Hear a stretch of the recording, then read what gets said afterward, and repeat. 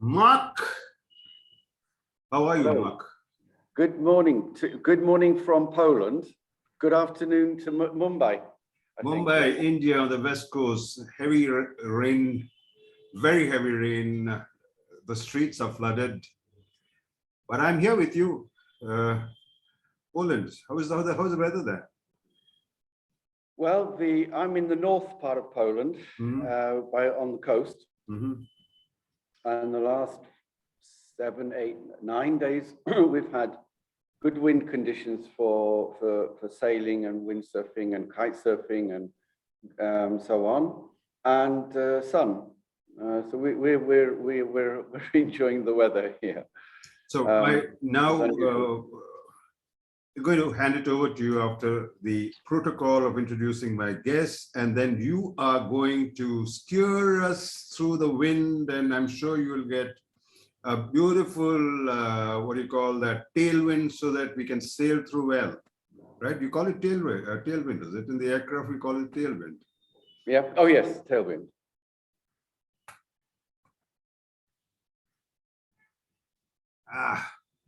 There you go. Yucatan, let's spread it around the globe. Yes. Yeah, Yucatan. Yucatan, yes. Yeah, we spread it around the globe. Sharing best practices, yeah? Yeah, around the globe, right? So you're on the 26th episode of Series 1. I doubt whether I'll have Series 2.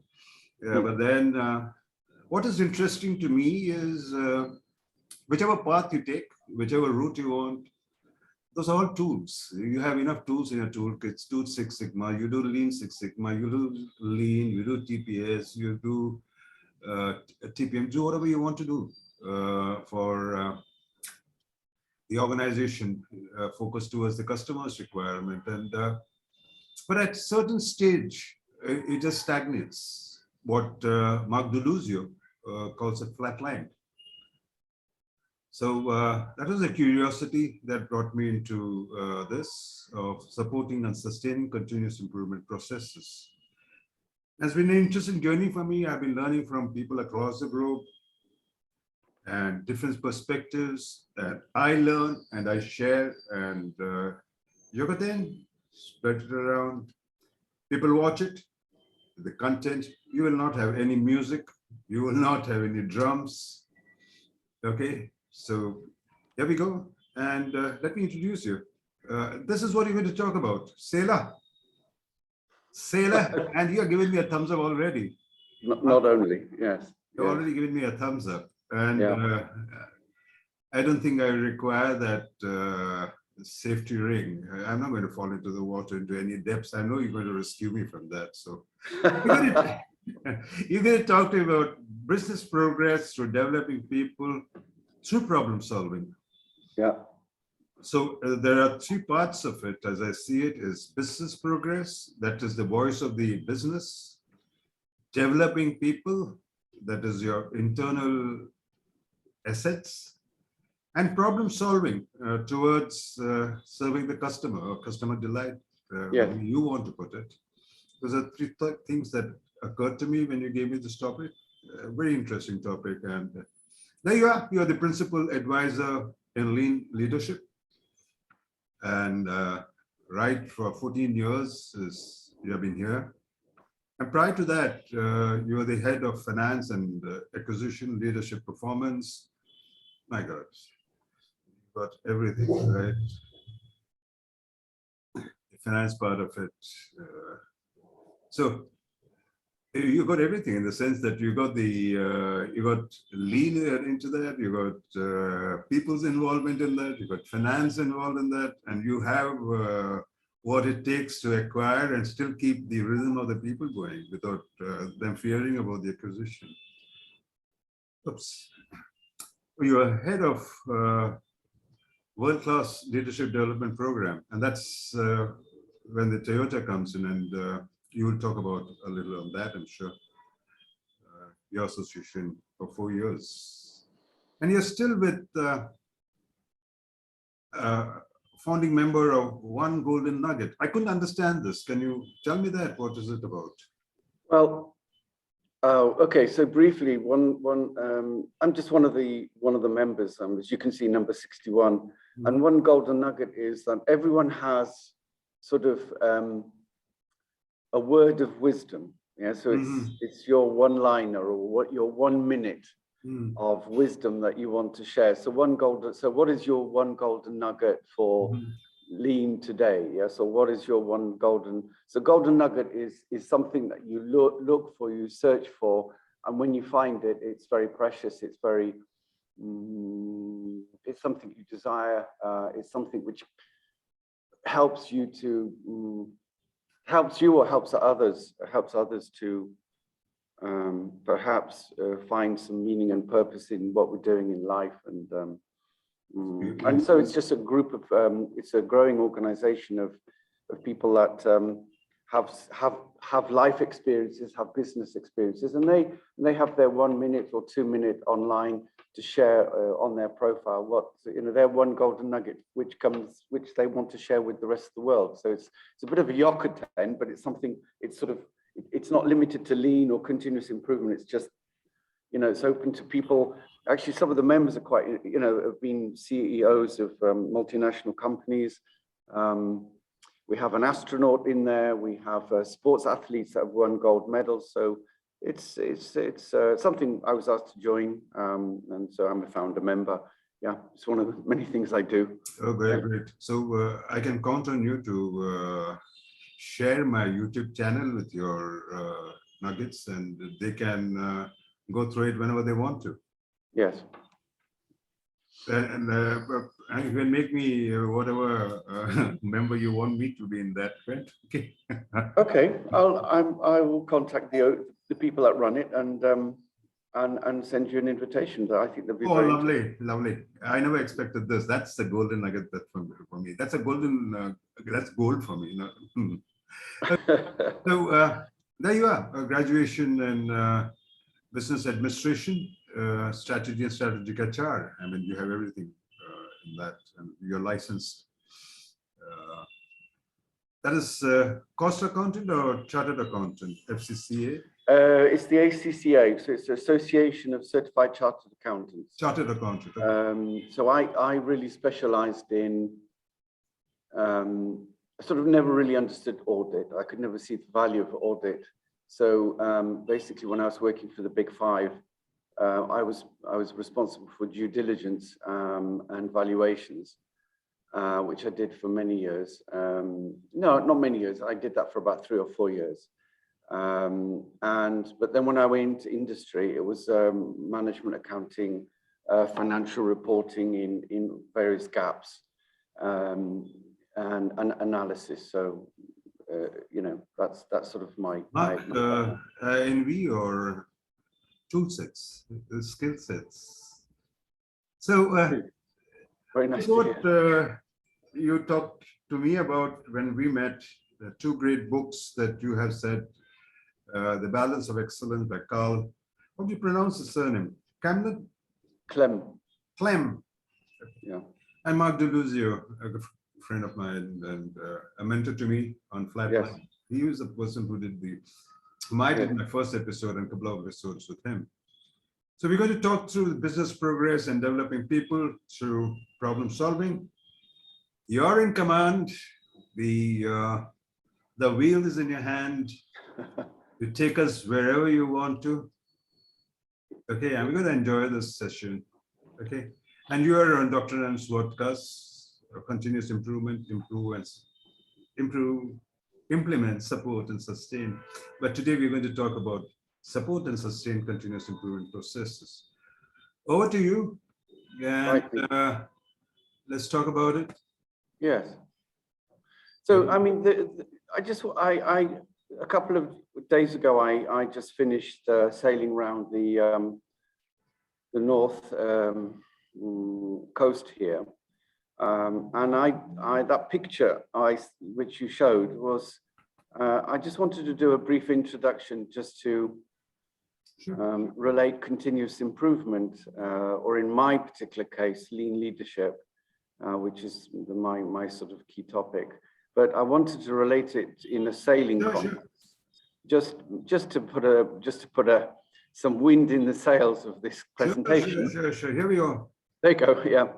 So there you go. I'm captain of a ship, a yacht, actually. So it's about 10.5 meters long. It sleeps 6, and I was out sailing for 5 days, out on the open sea. And I just wanted to compare this to relate this to running a business.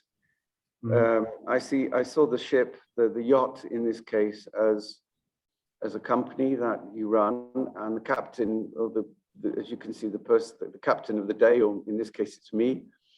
You have a team, and we have a destination. So we have a destination to reach a certain port.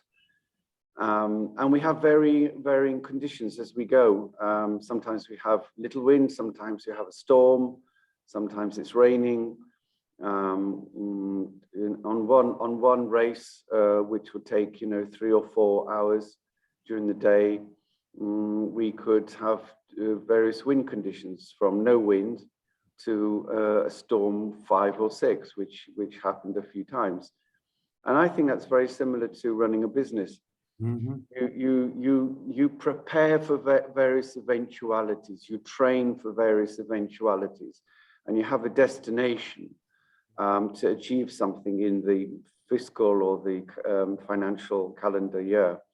But you come across things which are there to test you, to see to test your team, to test your leadership. And one of the things that came across, so when I boarded this yacht, I boarded the yacht with 4 other people, and we didn't know each other. And that's the exciting thing, that you have, you get on this yacht and you have 5 days to get to know each other, and to build a team, and to build in standard work. Because you have to know how to reef knots. You have to know when and how to harbor a yacht, so you don't damage it.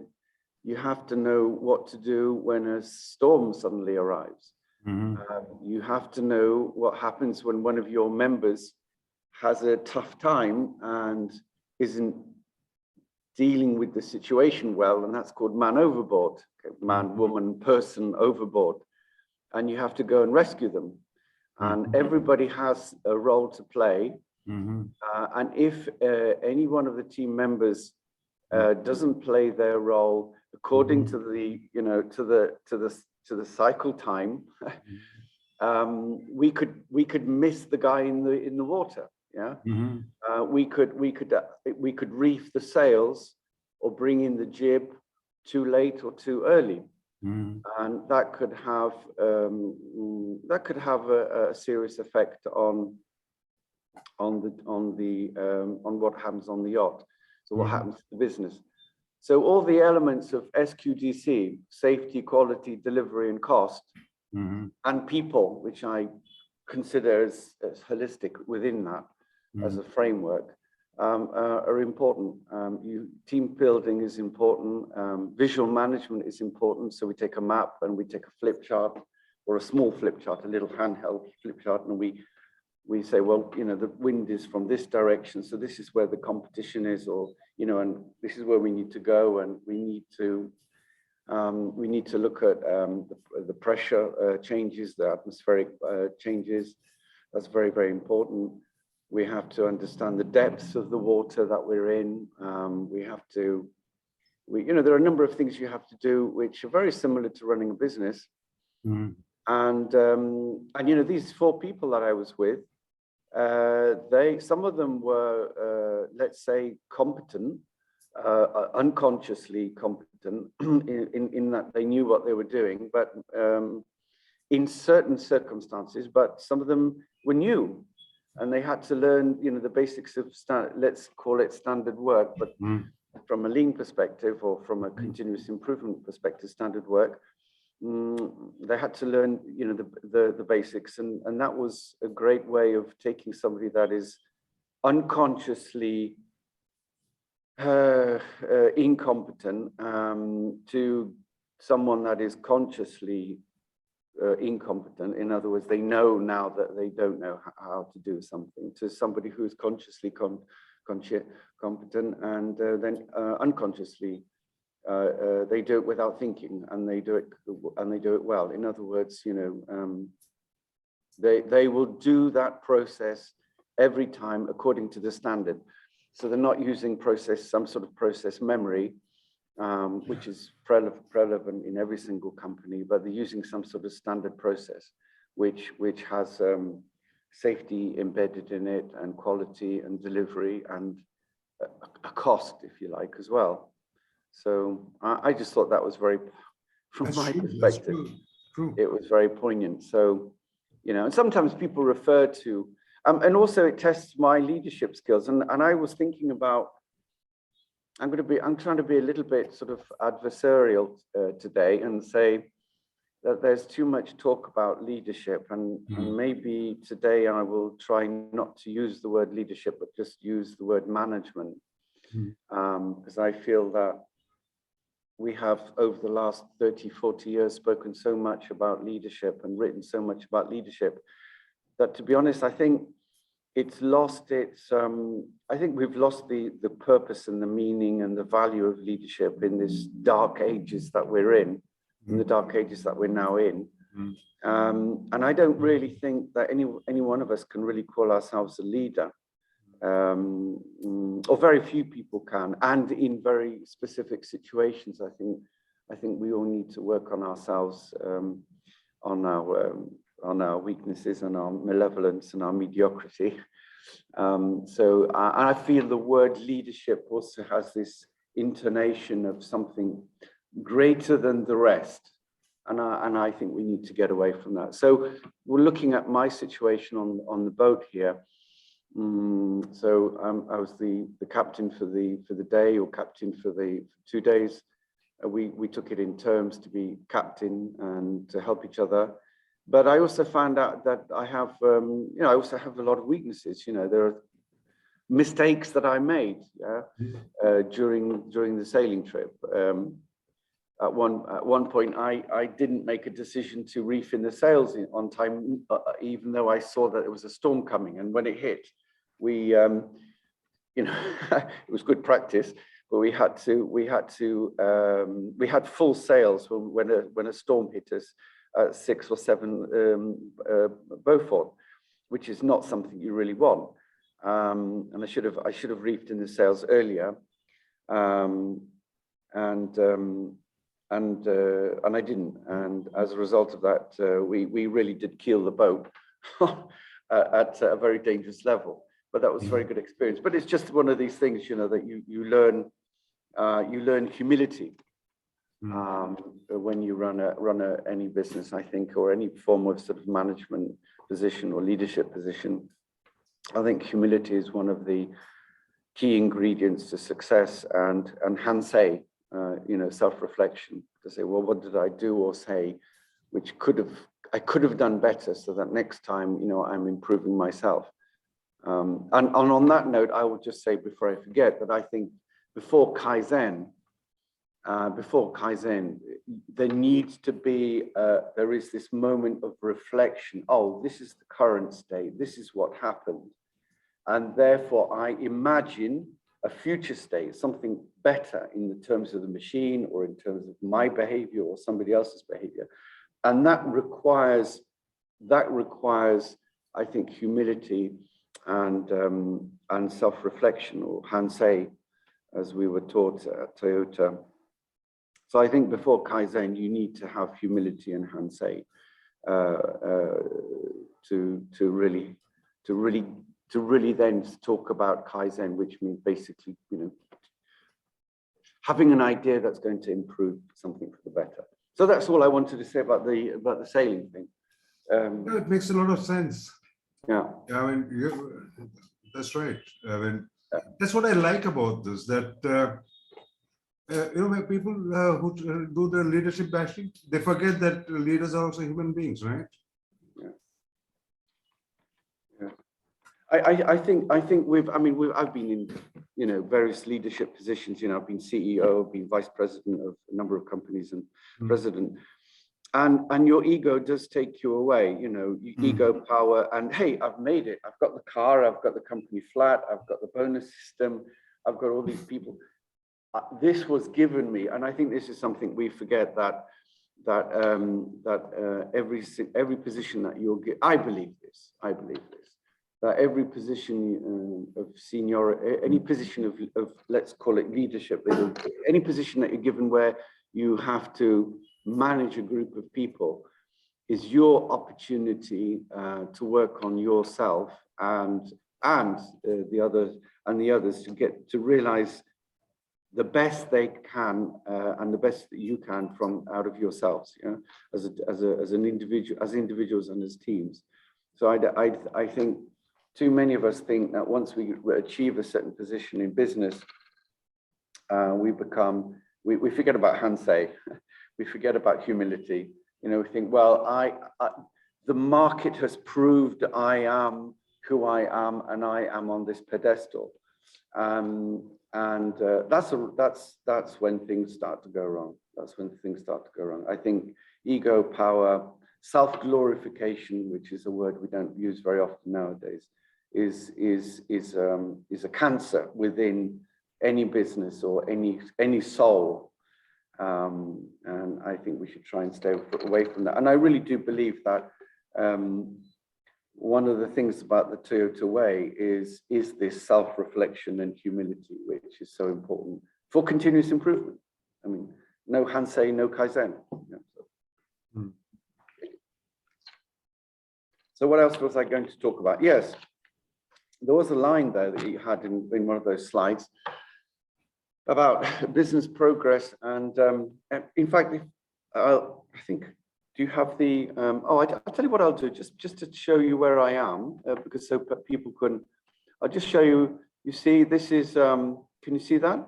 Yeah. Yeah, okay, well, I'm actually in this hotel here down in a place called Reda, but I'm actually stationed here in a place called Haupe. And we have this beautiful bay to sail around and so on. And where there's Gdynia, Gdańsk, and there's Poland, as you can see. Bit of so Denmark at the top. Yeah, so this is where I'm sitting today. Yeah, so there was a slide you had there with 2 books. If we could just call that up, that would be fantastic. Thank you, Dr. M. Now, the reason I just wanted to mention these 2 books is I have read a number of books over the years. I guess like everybody else, and I guess these are the two books that I've read most recently: Flatline by Mark Deluzio and The Balance of Excellence by Carl Clem, former head of Toyota plants, and someone that I had the privilege of working with on a number of assignments and learned a great deal. And somebody I have a great deal of respect for that's Mark Deluzio, who I also had the opportunity to get to know online over the last year and a half. And the reason I mention these 2 books is somebody will say, well, he's getting commissioned for this. I'm not. The reason why I mention them is because I've read them recently, and it doesn't mean that these books are better or worse than all the other fantastic books that are out there. I just wanted to say that what I'm going to talk about today is very much influenced by my business experience over the last 20 years, which includes Toyota, and working for many hundreds of clients in production. And these 2 books, and I find that, and so I will be leveraging certain ideas from these two books, and when I'm going to be talking about the two wheels, the business progress through people, developing people through problem solving, that is something that is in Carl Clem's book. In fact, it's the pillar, it's the foundation, it's the grassroots of the whole book, and it's not something that's I think available out there. I think it's the first book in the market that actually talks about the two-wheel concept, which is well known by the upper echelons of leadership in Toyota. And I had the privilege to have that information given to me. And I understand it in my simple terms. And I thought I could share that with you today because I think it's very profound. It's very interesting, yes. And I feel that Mark's book is is more centered on a more strategic corporate level, whereas Carl's book is really grassroots, shop floor, understanding the fine thread of what TPS really is, right? Because there are a lot of concepts out there that people talk about, like standard work or process mapping or and-on, for example. And these are things that they need tweaking in from if you really want to, or the purpose of TPM, for example, yes, total productive maintenance. These things that need to be tweaked in, and the only people that can tweak it in so that we really fine tune and understand what they mean are the people that have really worked in deep down in the bowels of TPS. And it's not something you can do as an academic, although obviously academics have written fantastic books that I have also read. It's something you really learn on the shop floor and by having your own sensei or senseis, particularly in a situation such as, so this business, perhaps the wording might be a little bit different, but this thing that I'm going to be talking about, business progress through people, developing people through problem solving, really comes out of the Balance of Excellence book, and Mark Deluzio is also inspired me in his book Flatline. So I just wanted to say to you, Dr. M, thank you very much for allowing me to show these two books, and to the authors as well, because I think Yokoten is all about sharing best practices, and these two gentlemen certainly have done that. That obviously many people on LinkedIn and also your speakers or presenters have also written fantastic books that I've learned a lot from, and maybe in future series we'll put their book up and I'll have a few words to say about them. Sure. Okay, so yeah, you got the magic hands, Mark. You got the magic hands, right? Have I? You had the magic hands. Oh, yeah. They're saying, give me some money. Well, I should have actually, before that photo was taken, I was doing this or this. Yeah. But on the steering, you were doing this. So go ahead. Yeah. And then I fell overboard.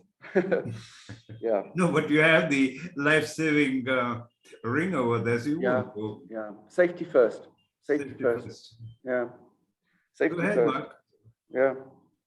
And it's the same in sailing. I mean, this is another thing. I've written a number of posts about this, but it's something again I've learned only from working with Sensei. SQDC. Okay, we have the P in there as well, the people, but safety, quality, delivery, and cost. What I never knew was that safety is that you have three, as Mark Deluzio says, you have three stakeholders. Carl also mentions this. So the first stakeholder is always the people, your own people. And I do believe that I think if you look after the people, they'll look after the client, they'll look after the company. I think Richard Branson, owner of Virgin, is a great one for promoting that. I do not believe that customer is king. I think that is a notion from some business schools that was written up sometime in the 1970s, 1980s. And I think if you do everything that the client asks for, I think you're in a sad situation. And if you do everything for the client at the expense of your employees. You're not going to have the good employees are going to leave because they're also the client, yeah. And I do think it's I really do think you need to look after. I'm a great fan for believing in building phenomenal businesses that make incredible successes in their market and make money, you know, leverage the profit and loss account and balance sheet and all the other good things. But I really do believe not in machines or process or computers or robots. I really do believe that it's the people that make the difference. Sure. And therefore that's why I fell in love with Toyota Way and Toyota Production System.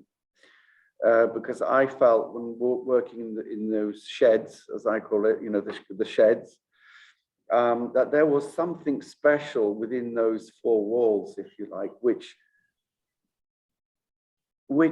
needs to be shared with the rest of the world. So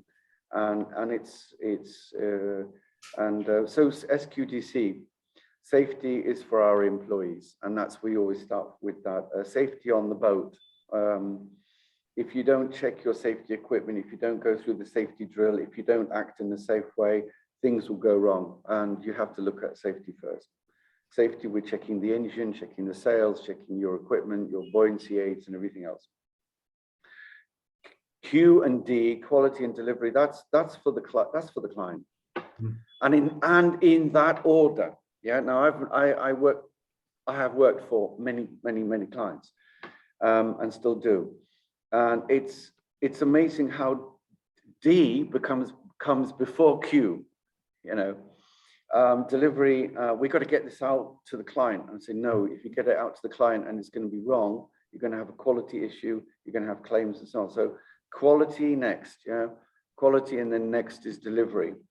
So quality of product, quality of work, quality of behavior, and delivery on time, in line with the takt time.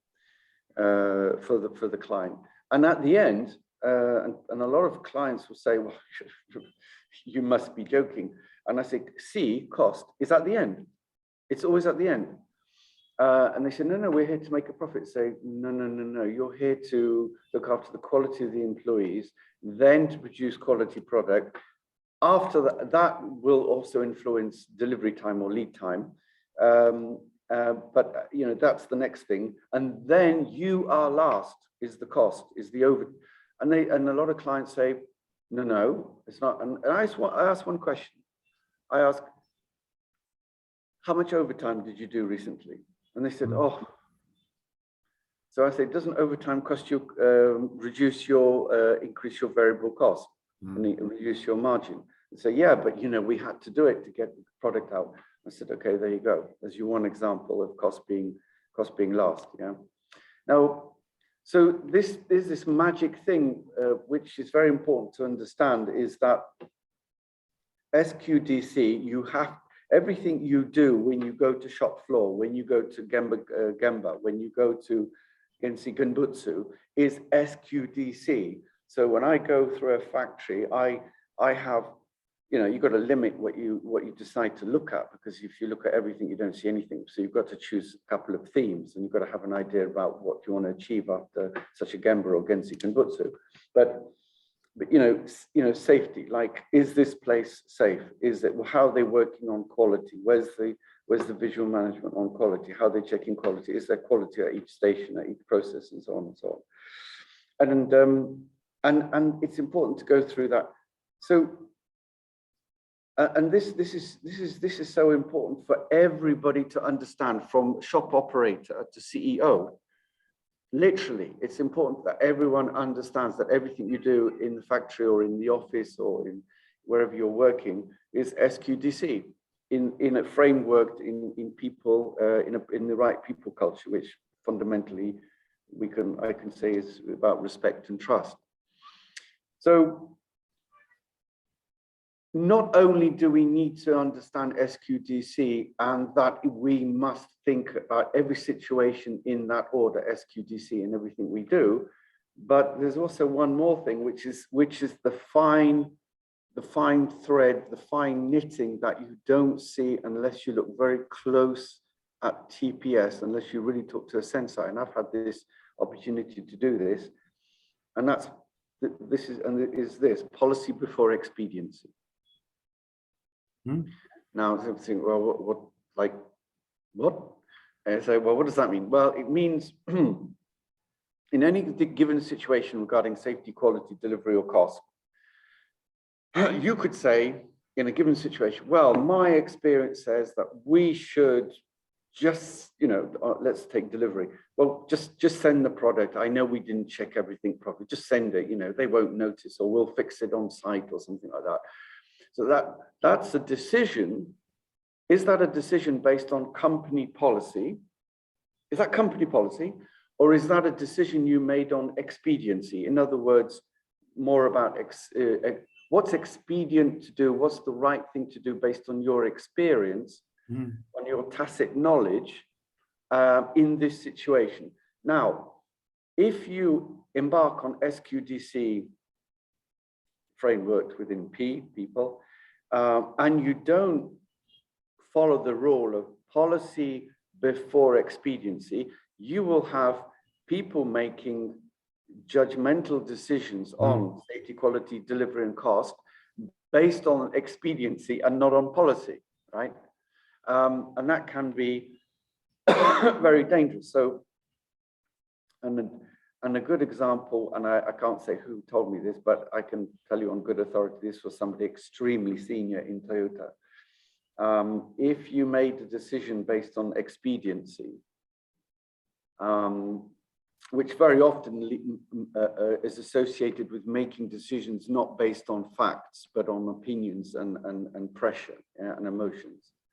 Okay, so if you end up making decisions based on expediency and not policy, which very often, as I said before, relates to making decisions based on making value judgments based on opinions and emotions and pressure and not on facts, then you are in serious trouble because you're giving the wrong example. And one could say, and again, I learned this from the gentleman I mentioned earlier, is that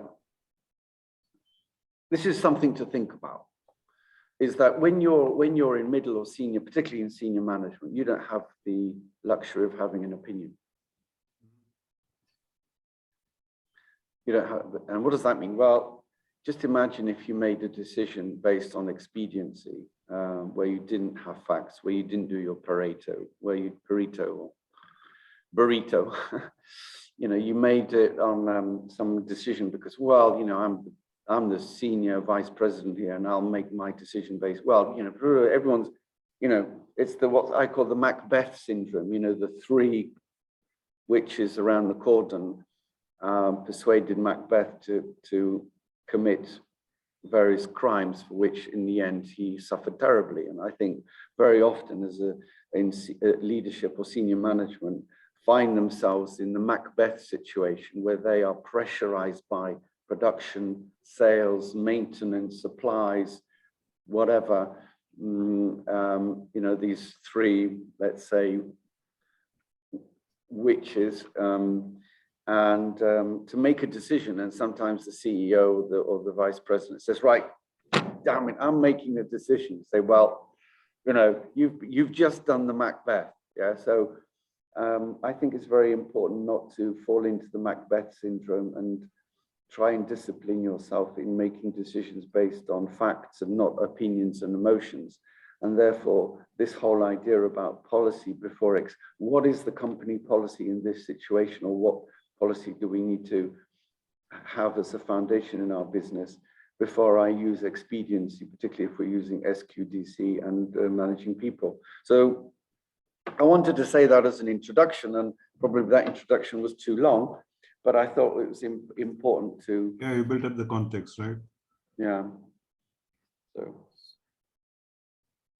So you were talking about Carl's book and Yes. the two-wheel theory, what Carl talked about. Yes.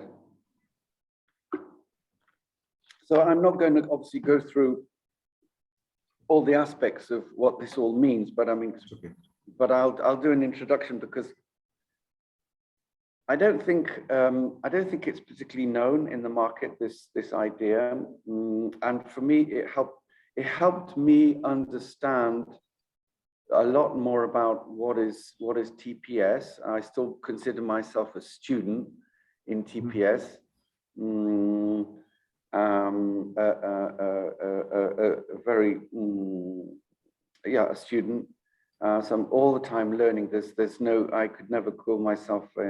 In fact, I would be frightened of anybody that calls themselves an expert in lean or continuous improvement or lean leadership, or particularly TPS, because I think TPS is a profound philosophy in running a business through people. But this helped me to understand what TPS is, and it helped me understand my position. So here I go. This isn't from me. This is from something I had the opportunity to learn from the gentleman I mentioned earlier. So let's look at it this way. Here we go. Yeah. Okay. So I hope you can see this. Yeah. Okay. So that's one. Doesn't look very good here. So that's one wheel. Here is another wheel.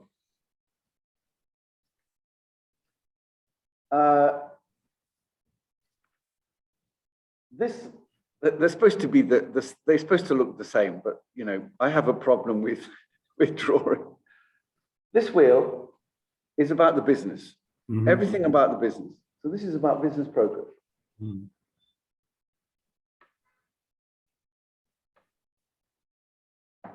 And this wheel is about people development.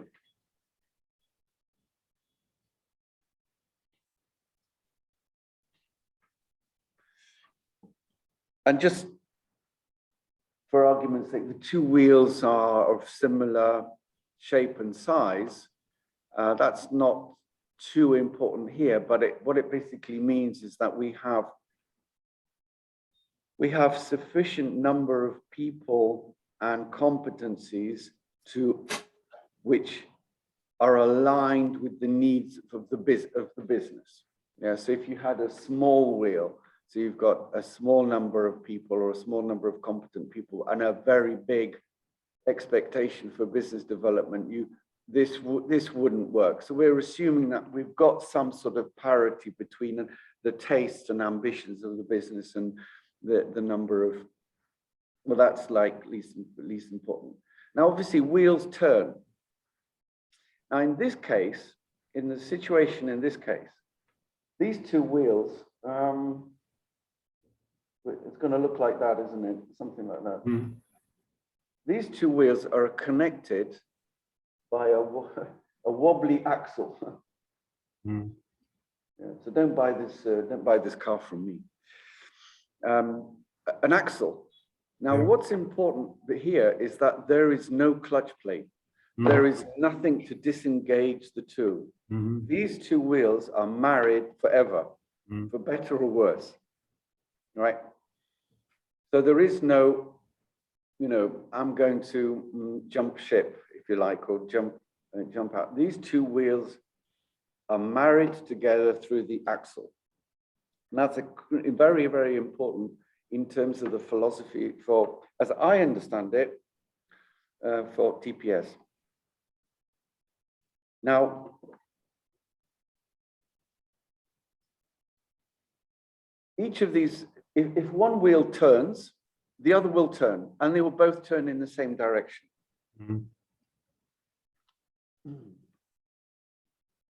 So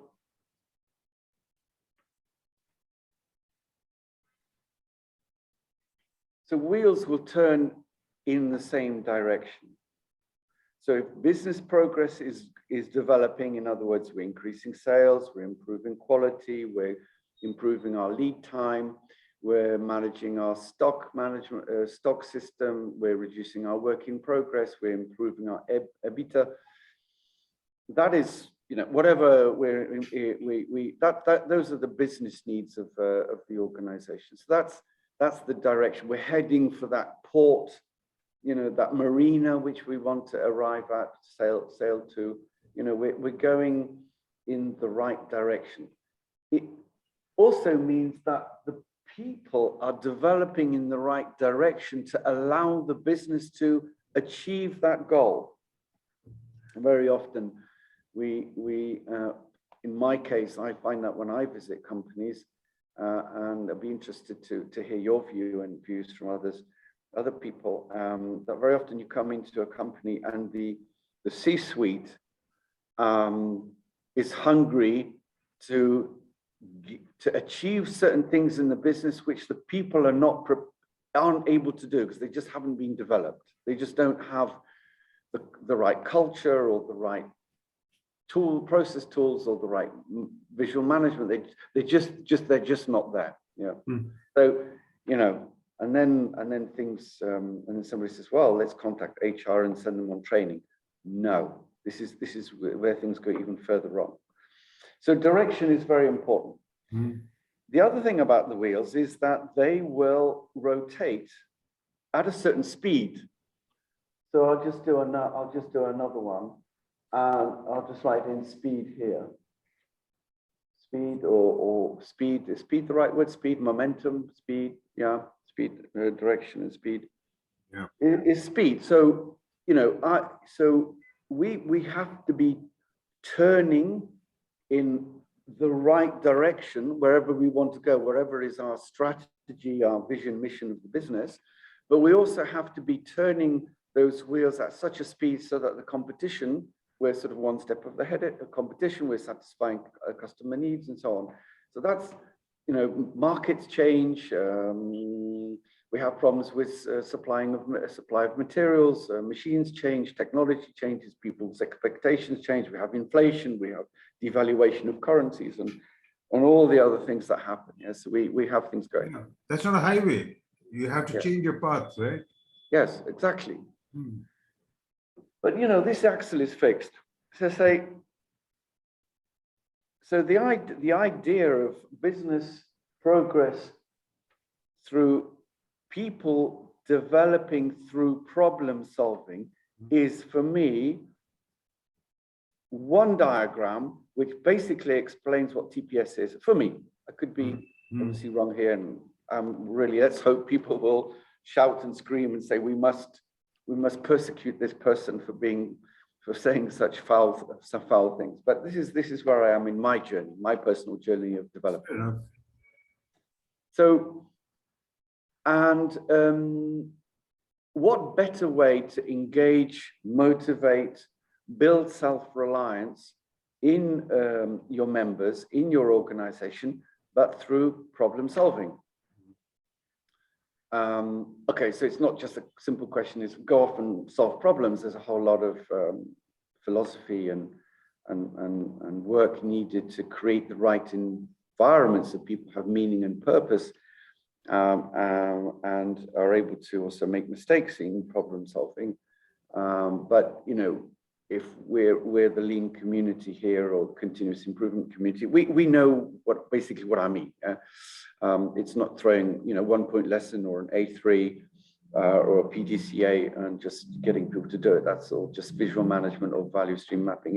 It's a whole philosophy of managing people into problem solving. Fundamentally, I think it's about for them finding meaning and purpose in their work through problem solving. So the essence of this model is that problem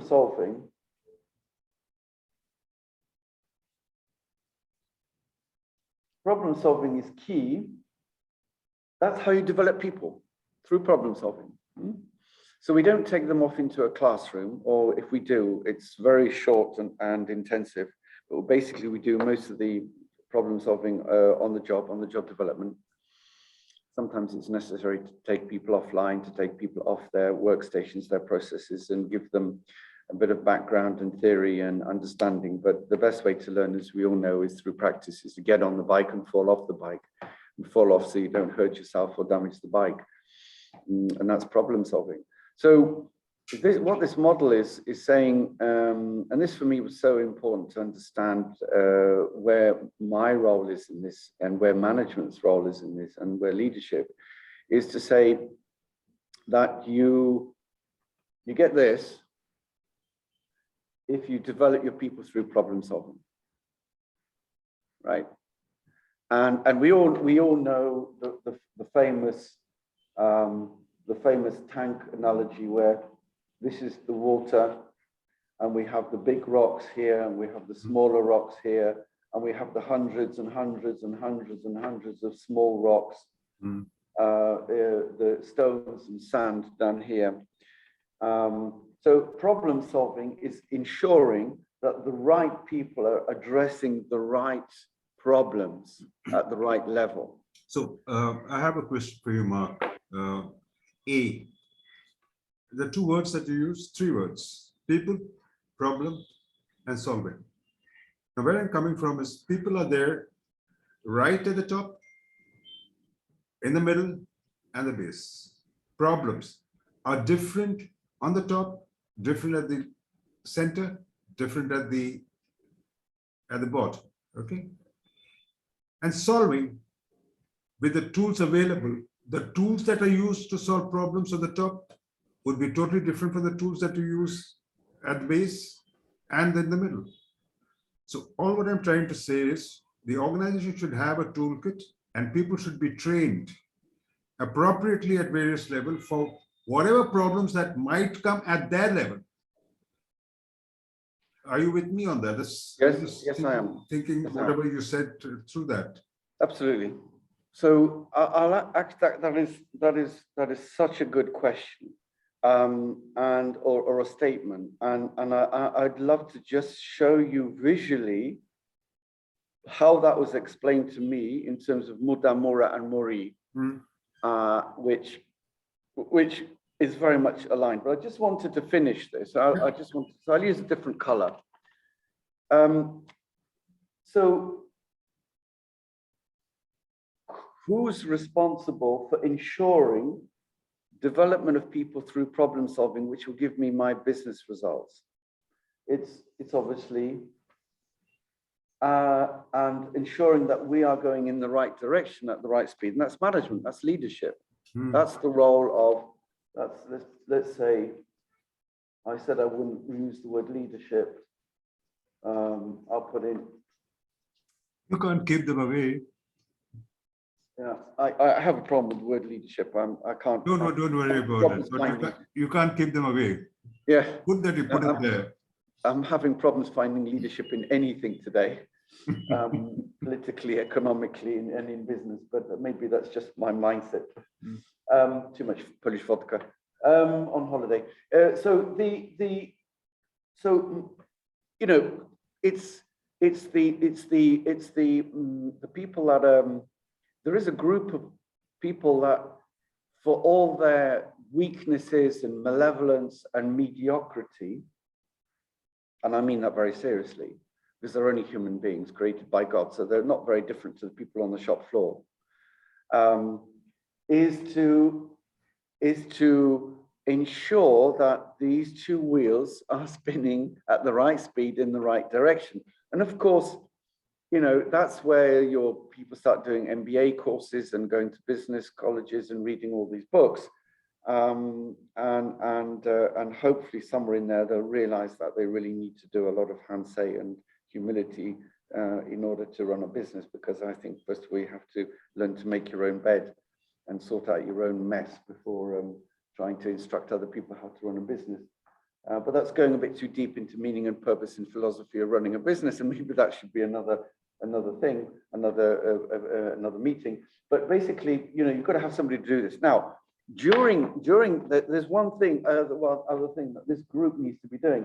They need to be looking for, because they are in a position to see certain things which the shop floor is not able to see. And there are things, there are non-value added activities that shop floor sees that management will never see, because they just don't have the experience, they don't have the time, although technically they should have that experience, but they don't. It's the waste. I'll just put in here, there's non-performing processes, so non-value added, and behavior. Yeah, everyone on LinkedIn, almost everyone on LinkedIn talks about. I need to see the, now I can, I need to see, yeah. Yeah, that doesn't matter, yeah. Need to be able to see, okay, I'm not even sure this is readable. Yeah, what are the three you said on the further? So it's Muda, Mori, and Mora. Yeah. Now, I'll go back to your comment earlier about everyone has their own toolkit to be able to address the non-performing, non-value added activities. I just wanted to say that in all of them, in Muda, Mora, and Mori, which are very closely connected, of course, it's not just about, is it going to be this way? It's not just about non-performing or non-value added activities in terms of process, but also behavior. And I'm really shocked by, I think I am shocked, yes, I'd say that we use the word shocked, how so many people write about non-value necessary or non-value performing activities which are related to process. But you know, in my experience, and I do value my experience, because if I didn't have the experience I have with working with well over 240, 260 clients, if I have found from my experience that the fundamental problems in dealing with most problems in organizations is a people issue. Yeah, and very often it's the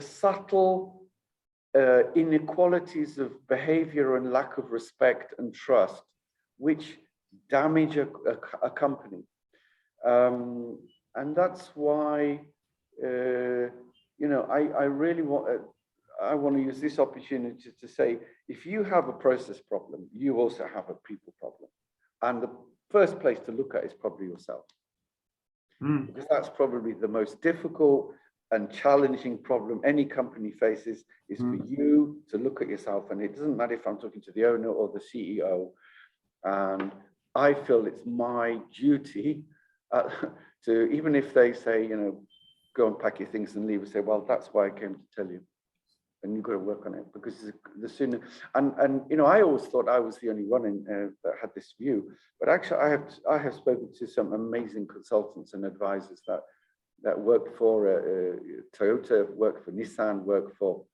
Danaher, work for various organizations, and they have all come across those situations where they have spoken the truth, and they have spoken about as it really is to the top-notch people, and they have come back and received a lot of flack, a lot of effing and blinding. Yeah. And sometimes you need to have that conversation with people where they will throw back at you their malevolence and anger and frustration and pent-up feelings, just so that they can unload that problem on you, come back after a good cup of English tea, or a holiday somewhere after a week or two, and say, you know what, sorry for the way I behaved, but actually you are right. You know, I need to address these things because I am one of the problems in the organization. And I think that clients that actually go through that humility and that humble experience and that handshake are the most demanding clients to work for, because once they realize that, they're waiting at the factory gate when you arrive, because they want to suck out of you everything you have. And that's really rewarding. Yeah. I think the worst clients are those that sign the contract, say, yes, we'll do all this. And yes, of course, we'll do a lean transformation. Say, no, you won't. You just signed a piece of paper and you think somebody else is going to do this, which is something Mark Deluzio talks a lot about. You know, the chief continuous improvement officer is the CEO. Yeah, very often. So and so many clients expect you to have what's called a pocket-sized solution. Yeah, I have this, and they want projects, not transitional Kaizen deployments. But you know, that's the market, and you've got to listen to your clients, and not everybody wants a transitional Kaizen journey with full deployment. That's just not most companies. And I would say, how many people do we know that look like Arnold Schwarzenegger or the equivalent in the female category? None. Yeah, because we're all weak and full of good intentions, and we fail very regularly. And it's the same with CEOs and people that run businesses. They're not there for continuous improvement across the whole board. They're there to look at pocket-sized solutions to things that hurt and they see in front of their nose. And I think that most companies are in that bracket. Because a transitional Kaizen deployment, which is what Mark DeLucio talks about, is just for the Arnold Schwarzeneggers of this world. I think, you know, it's plan A, and we're going to achieve plan A. There is no plan B. But I think we all like to have plan A's, but we very quickly slip into the plan B and C. So now,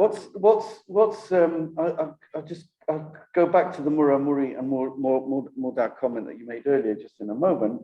But I just wanted to say one more thing. There are many companies that send people off on training for a day or two, a week.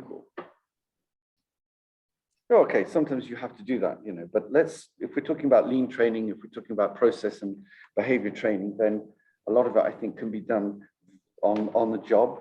And it's something I learned at Toyota. And a lot of companies fall into the bracket of putting in here a clutch plate. A clutch plate. Which disengages. Yeah, and what does that mean? They say, you know what? We're going to disengage. This is what they actually say, and it tends to be, they involve HR. What we're going to do, and then they have KPIs. We'll talk about KPIs in a minute. What they do is they have a clutch plate, and what they do is they send this wheel off to do some amazing training on A3 reporting, A3 problem solving, value stream mapping, you name it, whatever it is, yeah? So what's happening to this wheel, which is disengaged from the business wheel? This wheel is spinning faster and faster and faster. You know, people are learning all these good things, you know. They go on this training to know and to understand. But then the deal is that when they come back from the training, this clutch plate comes back on again. And then the know and to do that happened here suddenly has to, the know and to understand, which they had in the training when the clutch plate was pressed down, disengaging these two wheels. They now have to go to the third stage and start doing the do. In other words, the standard work, the business improvement, the problem solving. And meanwhile, this wheel has a certain momentum, and you know, you don't send people away too long because you need people to run machines and do production planning and sales and machine maintenance and all the rest of it. So, you know, but this wheel is sort of, you know, spinning on its own momentum without these people. And then we bring them back in and we expect them to, and what happens is that this wheel slows down to the pace of the wheel of the business wheel, right? This isn't spinning as fast as this was when they were on the training. And very often you hear people say, well, you know, the training was okay, but you know, I've got back and I've got all these emails and, you know, I meant to do this. And yeah, I was thinking about doing you know, implementing what we were told to do. And, you know, but it's difficult to find time for it. And that's reality, right? And that's not the way you do it. That is muda. Yeah, that's muda. That's like the training is not, you know, this is what amazes me is people engage in these lean journeys, lean consulting, lean projects, but in fact, they introduce mudda into the process, which for me is like a no-brainer. So, and this is a classic situation, is sending people on training. And they come back and that wheel slows down because it's got to match with these two wheels have to spin at the same speed, and this wheel will accommodate the original speed of this wheel before they were sent on the training. And then there is this pressure to say, well, you know, you went on training on behavioral skills in terms of effective communication, team building, feedback, delegating skills, dealing with inappropriate behavior, and on problem solving, mudda, you know, where are you? What's happening? And of course, what happens is, if you look at the KPIs, the KPIs are, well, 100% of the people attended the training. Super, yeah?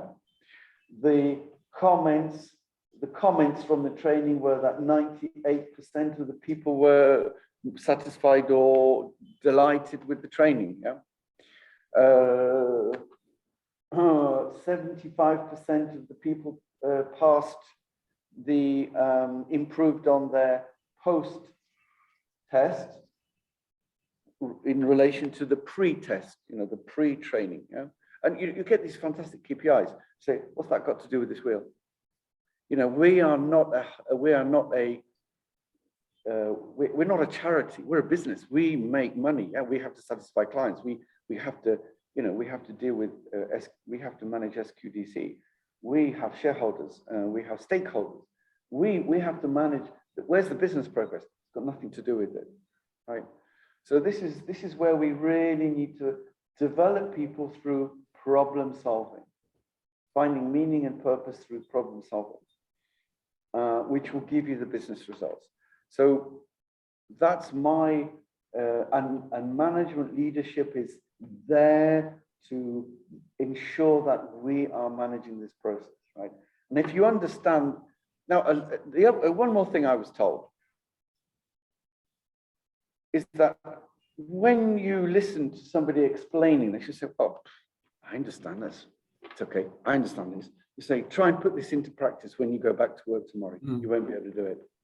Because you will find, whether you're CEO, whether you're the owner, whether you're the production director, whether you're the maintenance manager, finance director, you will find that your behavior, your habits and behaviors do not conform to this.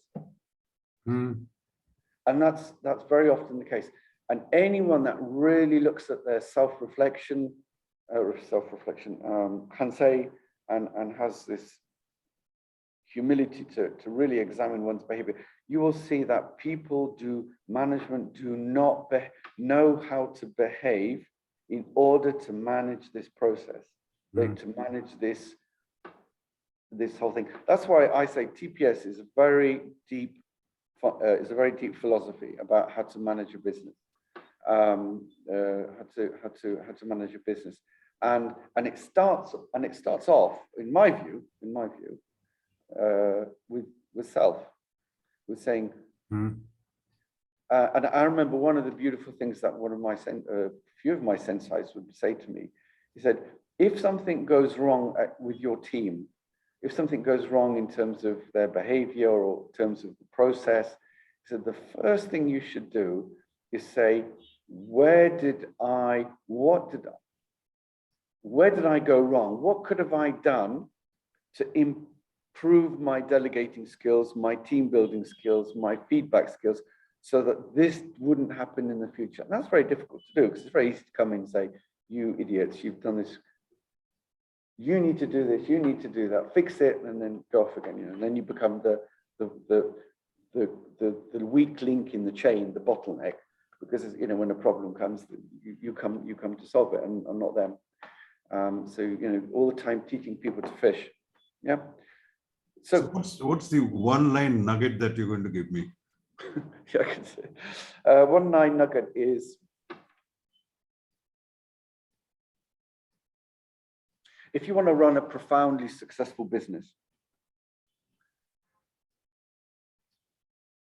which has, as any business, problems of process and behavior within the organization and outside, it is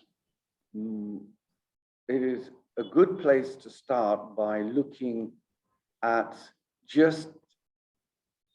looking at your own weaknesses in terms of your own behavior, your own habits, and your own position as a leader, as a manager in an organization. And that is the most difficult situation. That is the most difficult to do.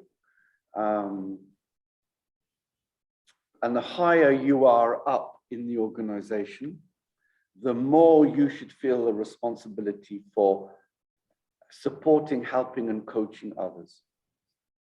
So in other words, going back to your premise, which you mentioned earlier, you need to invert the organizational pyramid in a way. Yeah, invert the organizational pyramid. And if you allow me, I will just go back to your point about Muda, Mura, and Muri, and who is responsible for what. If you could I do it up here? Will you see it? You can do it over there, and you can write a single word, single sentence over there. That will be much better. So I think in order in the next episode also. In order to understand this, you need to go from an organization which is hierarchical, which comes from the 17th, 18th century from the UK, when corporations were first formed due to the British Empire. So this is where it comes from. We still use this method today. That's one of the problems. So is to move from this, where this is the senior and this is operational, is moving from this to. I know a lot of people say, well, this is difficult to interpret. Is to say that this group of people is responsible for supporting through coaching and developing those people here. Yeah, and this group is responsible fundamentally, from my perspective, for Mura, Mori, yeah. Because if you're here, you don't see Mura, you don't see Hejunka, you don't see the lack of tango between the sales team that just wants to get the order in as soon as possible and production that doesn't have the capacity or the production planning, the sales and operational planning. And the line balancing, the smoothing of the leveling of production. This is such a big problem in all companies because we have the London Bridge effect between sales and production. We don't have them working like this. We have them working like this. Sales planning, sales production. Yeah, they need to work. This is Hejunka for me. This is Hejunka, right? We tango together, and then that's why you have a problem with lead times and quality. So senior management should focus on this and support those people with Muda, yeah. And the other thing about this, why this is inverted, because it's what I said, the higher you are up in the organization, the more you should feel responsible in your habits and behaviors in supporting those people that are the most important in the organization. Because it's the people in the value stream that make the product or the service, the people that support the value stream are the people that are there, on the 3 shifts from Monday to Sunday. And management is only there for 8 to 10 hours a day, Monday to Friday.